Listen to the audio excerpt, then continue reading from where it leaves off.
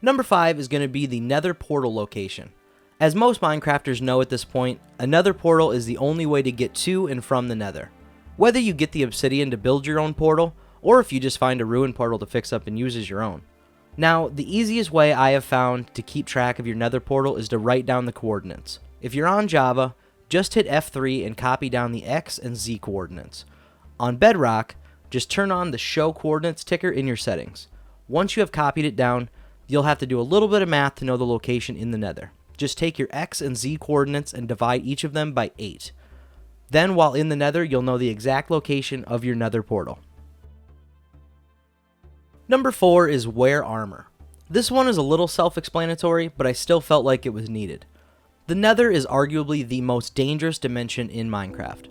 I mean, the end can get pretty crazy when the Ender Dragon is alive, but honestly, most people already know what they're getting into with him. The Nether itself is just a crazy place. Mobs scattered everywhere just waiting for the chance to take you out. Huge lakes of lava everywhere.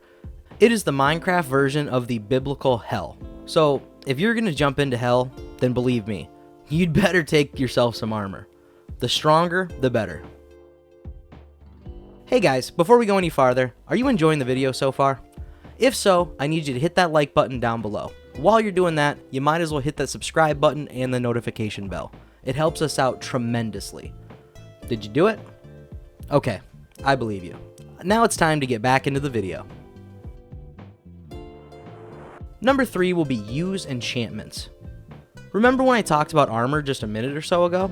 Yeah, well, not only should you get suited up with your strongest armor, but you'd better put some enchantments on it too. There are a ton of different enchantments to use, but if I had to choose my top choices, I would say protection and fire resistance.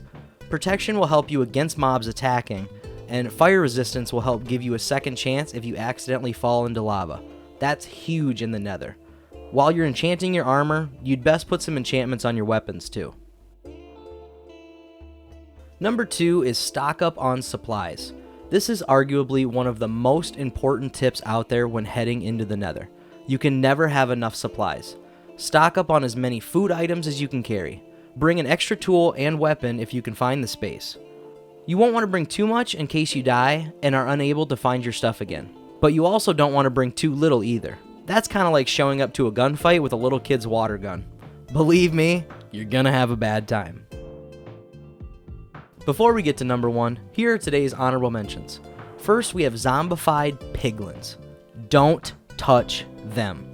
It's just that simple. These guys used to be called zombie pigmen before the name was changed back in the Nether update. This is the one mob in the Nether that will not mess with you unless you mess with him first.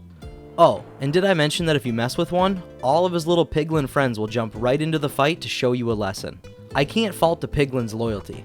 They will fight to the death for one of their own. And I've got to say, I really don't want to be on the receiving end of these guys.